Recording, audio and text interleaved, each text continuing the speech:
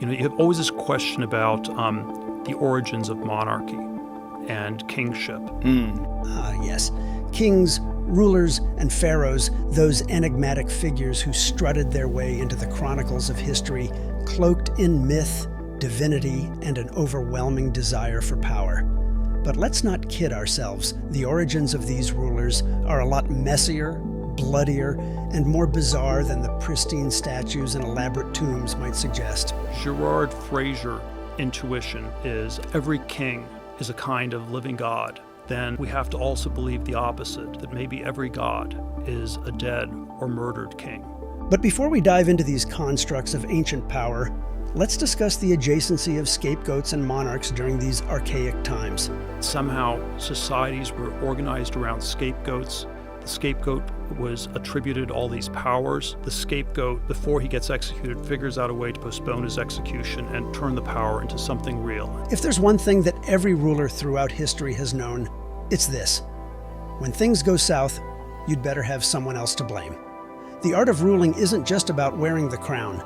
It's about deflecting the fallout when the crown starts to weigh too heavily. Weird adjacency between the monarch and the scapegoat. A community stones a victim to death. You throw stones on the victim, that's how you create the first tomb. The popular narrative is that these rulers were seen as gods on earth, directly connected to the divine. But let's strip away the mystique and look at what was really happening. Egypt was a land of immense wealth and resources, but it was also a land of harsh deserts and unpredictable floods. To survive, you needed a strong leader, or at least someone who could convince everyone else that they were strong. In the 30th year of the reign of the Pharaoh gets transformed into a living god. The Pharaoh would get ritually sacrificed. Pharaohs were not only rulers of the state, but of religion as well, and as their reign would come to an end, is also when things began to get even more interesting. To replace a ritual of murdering a pharaoh was unable to continue to rule effectively because of age or condition. It becomes unthinkable to kill the pharaoh gets turned into a living god. The early pharaohs likely rose to power not because they were divinely chosen. For that, the pharaoh gets murdered and then gets worshipped as a distant god. Whether through war, manipulation, or sheer charisma, they established themselves as the ones who could lead the people through the chaos of life in ancient Egypt. Voltaire believes that religion originates as a conspiracy of the priests to maintain power. And so politics comes first, the politicians invent religion. Now let's zoom out to look at rulers more generally. Kingship didn't just fall from the sky, it was often born out of violence and necessity.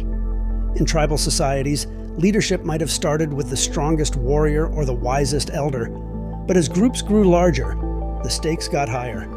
The alpha male system of apes wasn't going to cut it anymore.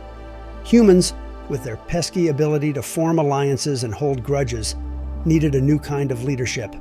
Enter the king, the one who could not only fight off external threats, but also manage the internal chaos. Durkheim says the causation's the other way around, that somehow religion came first, and then politics somehow came out of it. But here's the kicker. Being a king wasn't just about brute force. The most successful rulers were the ones who could blend force with a hefty dose of religious or ideological legitimacy. If we emanated from tribal societies have always had leaders.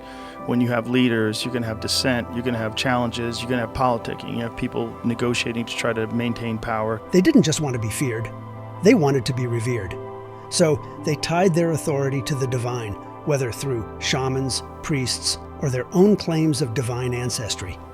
This wasn't about keeping the peace, it was about keeping power and their heads attached to their necks, at any means necessary.